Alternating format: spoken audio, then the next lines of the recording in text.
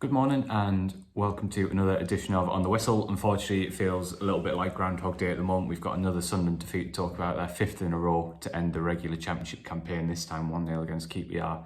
As ever, I'll have a bit of a chat about my thoughts on the game. You can see me and James react to the game on the final whistle in the press box on our channel from yesterday. But I'll have a bit more of a chat about the game, and then as ever, we'll get into some of your questions and comments, which of course is primarily looking ahead to that big playoff semi-final against Coventry City next week.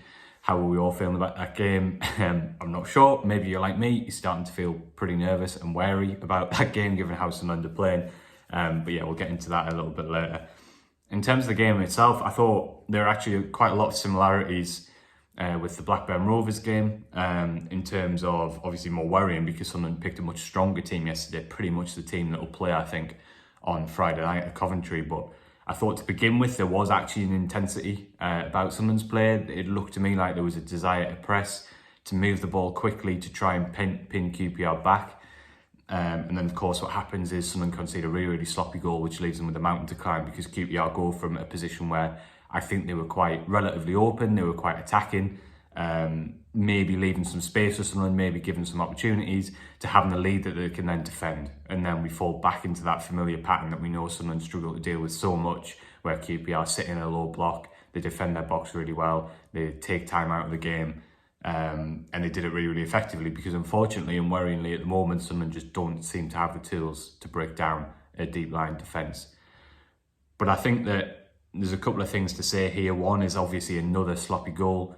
Sunderland again too open in midfield, too easily played through, not tough enough out wide to stop the cross coming in defensively. And then again, I think that's a big worry because Coventry City, we saw it earlier in the season, we've seen it actually over the last couple of years. There hasn't been a huge sort of stylistic shift, I don't think, under Frank Lampard. He's obviously put his own stamp on the team, but they're a very quick, very strong counter-attacking team, and Sunderland, you know, they're going to have to be so alert to that, because if they concede sloppy goals like the one we've seen in this game, the Blackburn game, the Swansea game, they're going to have a bit of a mountain to climb. I do think some credit, especially in the opening stages, is due to QPR because I thought that they actually played around the press really well. It's quite difficult sometimes to judge opposition players because you only see them twice a season, so you don't know whether the performances you see is a true reflection of their ability or not. But in both games, I think the midfielder Jonathan Varane has been excellent. I thought he was really good again yesterday, really composed, tough at the base of midfield, but actually passed the ball nicely. Nicholas Madsen I was impressed with.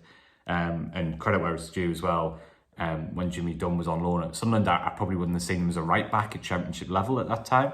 But I think he's made a really good fist of it. He's obviously a key part of that QPR team. I thought he defended well yesterday, and I think when he plays against a strong one-on-one defender, I think you see some of the struggles for Enzo Lefebvre because he's not an explosive winger. It's not really in his game to stand his defender up and burst past him, and I thought Dunn did that really well, and that obviously took away from a lot of Sunderland's attacking threat. So I did think QPR were well set up, and I thought they did some good things in the game, especially early on, to counter Sunderland's sort of energy and intensity. But overall, I just thought it was a really poor performance again from Sunderland. I think that while I was really frustrated and disappointed with the performance against Oxford last week, I thought there was a little bit of mitigation in that I did think there was a slight bit of human nature at play. Oxford, it was one of their biggest games of the season. Luton had won in the lunchtime kickoff to pile the pressure on them in terms of the relegation picture. And it was a game that realistically, you know, as we've talked about, someone didn't have a lot to play for. It's hard to make that case, that mitigation really yesterday, because QPR had nothing to play for. They knew they would finish in mid-table regardless of the result. Their manager, who's done a brilliant job over the previous 18 months, had been placed on gardening leave in the build-up to the game. I found it really hard to work out why Sunderland weren't able, for so much of the game, as far as I could tell, to match the sort of intensity that QPR produced. Moving forward, I think the biggest struggle again is that Sunderland just are struggling to create anything of note in any phase of the game, really, whether it's when it's a bit more open and those opportunities that we've seen in the past that they're really good at in transition are there. They're struggling to make the most of that.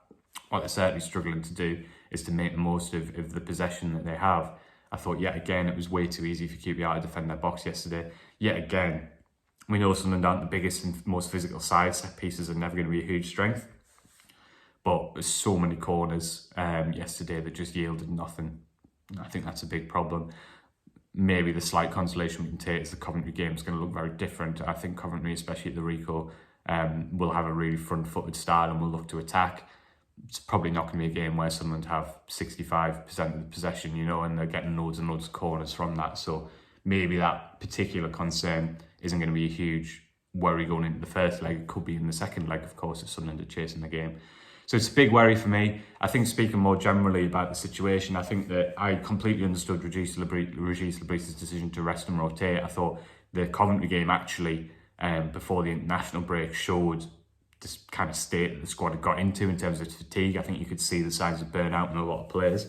I can understand why he took the approach he did for a while once the playoffs were secured.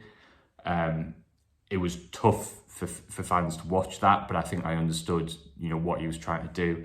My expectation was that we would see the last couple of games. I didn't expect it just to be like that someone would suddenly be back to their best, creating loads of chances, picking teams apart when they picked a more familiar team. But I thought we would start to see them slowly go through the gears a little bit, and I certainly expected an awful lot more yesterday in terms of the rhythm, the fluidity of their play. And, it's the $1 million question. Can they find it? Régis Lebris has been, before I go on, Ian's been asking about the view from the dressing room and Lebris on these performances and whether someone can just turn it on. Lebris has been absolutely adamant that they will, that, if you look back to the games, and this is something that the players have talked about as well, against Sheffield United, Leeds, Burnley, Sunderland have always tended to produce a good performance. Lebris feels that these games, in terms of the intensity, the style, will be very similar, and so he has confidence that the players will do it. I can't sit here and say that I have a great deal of confidence at the moment just because we've watched the team struggle to create chances. I think at the moment my fear is there aren't many attacking players in form, and I think it's really difficult to imagine that they'll just suddenly find like that.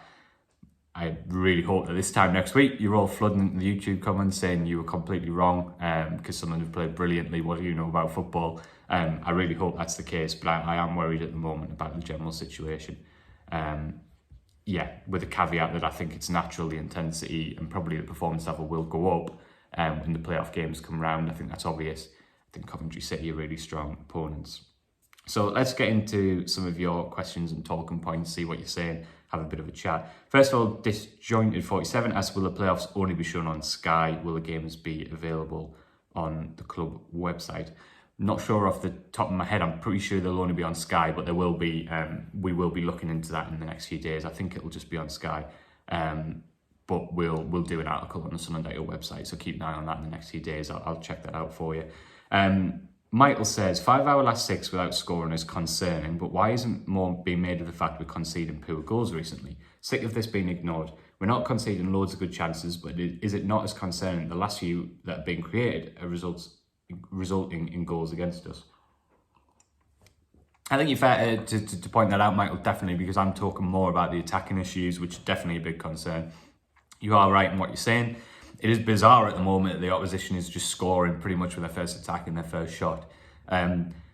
Is that bad luck that Sunderland with it are leaving itself out? I think it's really difficult. If you look at the Blackburn game, if you have 2 shots on target in a game, more often than not, you're not going to score a goal. And I guess the way I think you're right, Michael. I think you're absolutely right. I think it's a big concern. One of my big worries yesterday, which I spoke about at the start of this video, is that Sunderland, especially for the first 40 minutes, I think they did get a grips with it. They were too open in midfield, which is not something we've seen a lot this season. It is something that we have seen a lot in recent weeks. Coventry City are a very, very good counter-attacking side, and that's going to cause major issues if Sunderland don't fix that. Hopefully, the fact that they're bigger games, there is something on the line. We'll see Sunderland tighten up. I think you can look at it both ways. As you're saying, Sunderland aren't conceding loads of really, really good chances, and that probably tells you that, generally speaking, the defensive structure and organisation of the team is okay. But I agree with you. If Sunderland concede a sloppy goal in the first leg, and they're coming back to the stadium like having to chase the game against a really good counter-attacking team, they've got big problems. So I think you're absolutely right to call that out, Michael. And I think it's a big thing for Lebris looking ahead this week. Does he pick Dan Ballard? Probably. In terms of pure defensive attributes, Sunderland's best defender, very possibly, fully fit. Lebris has got a big decision to make about whether he thinks that he can go straight into the starting lineup on Friday. It'll be really interesting to see what he goes with. I guess my point, Michael, is that I think that generally speaking, I've seen signs since the international break at times that Sunderland's defensive structure and organisation is still quite good. I haven't seen a lot to suggest that their attacking structure is working and that they sort of have a strategy or a functioning strategy to score goals at the moment. So that's why I'm more worried about the attacking side than the defensive side. But I do agree with you that it's a concern and habit, and I think you're absolutely right to call it out. So I've got a couple of questions here which I want to talk a little bit about because it's been a bit of a theme over the last few weeks that people have asked about it.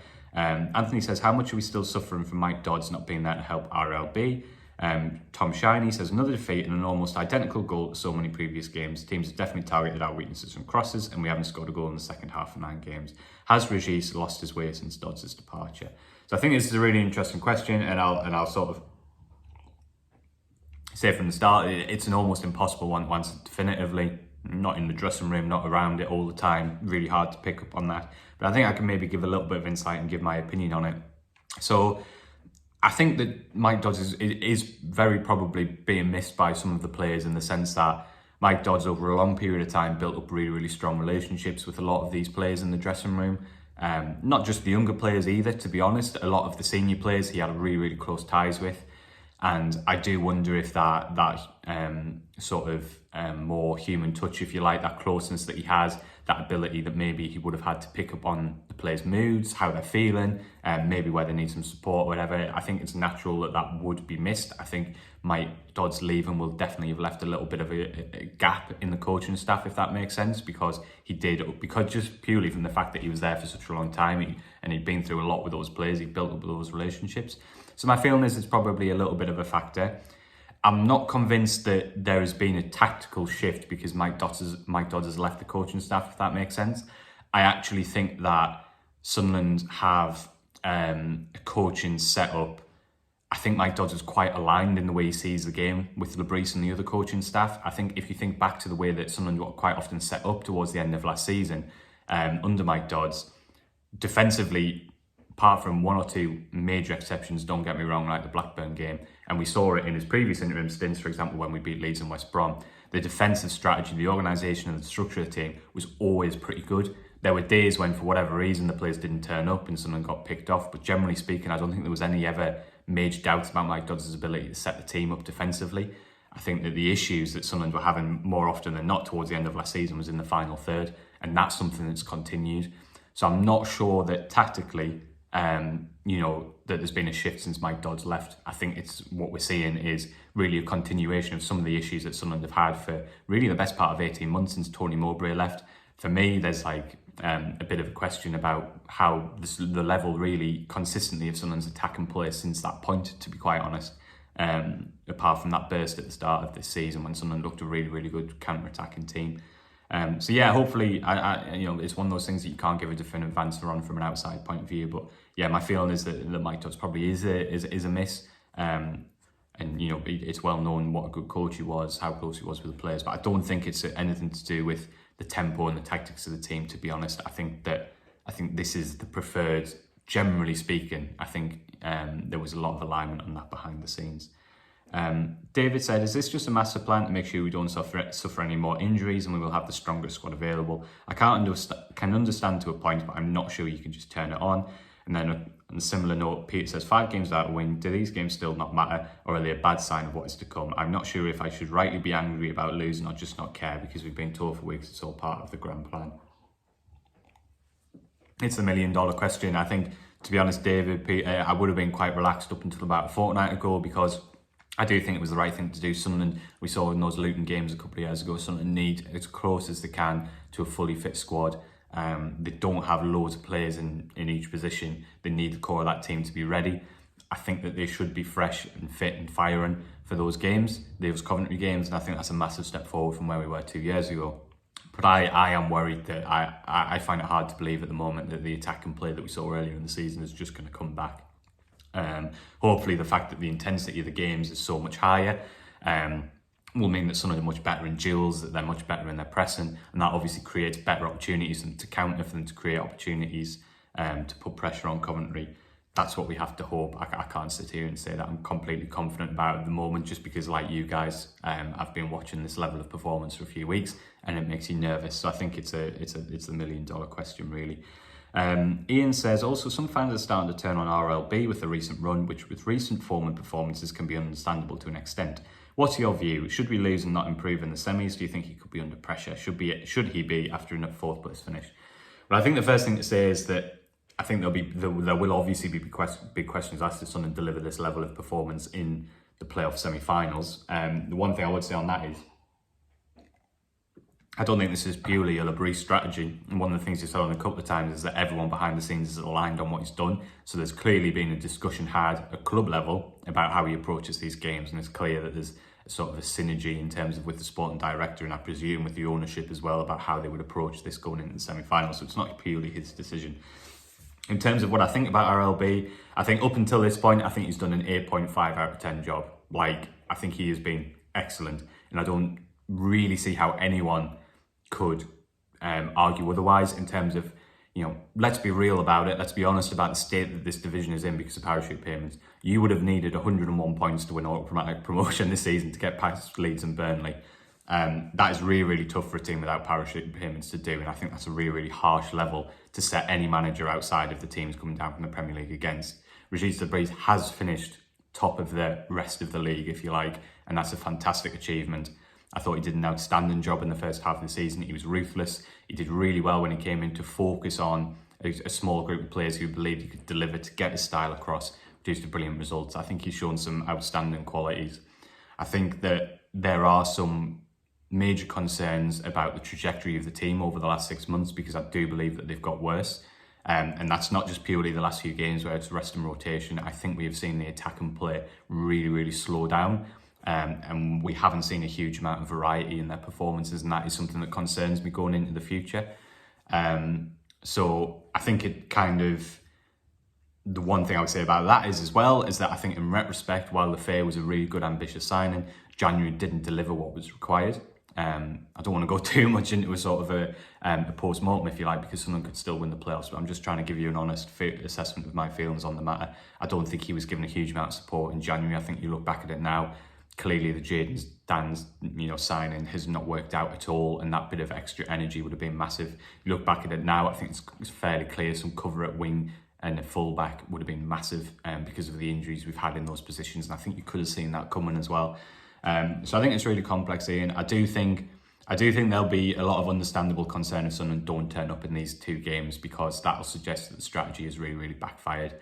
I think speaking more generally, and I think that it's hard to criticise over the course of the season the job that Régis de Vries has done, and I think he's shown a lot of good stuff. I do think there are some questions that we probably all have in terms of the direction of the team, in terms of the fact that I do think over a period of time the performances have gone backwards rather than forwards, but I think there are a lot of factors in that. So there we go. I've spoken for 17 and a half minutes about a 1-0 defeat to QPR. Not quite sure how I've managed that, but hopefully you've enjoyed it. We'll be back with a podcast, loads of preview content. We'll turn our attention fully to those Coventry City semi-finals. Hopefully this has been a little bit cathartic, got yesterday out of our system, and we can be a bit more positive going into those games because, hey, it's all to play for. Sunderland have produced some brilliant performances this season, so fingers crossed they can do it again. Thanks as ever for getting your questions in. Thanks for watching.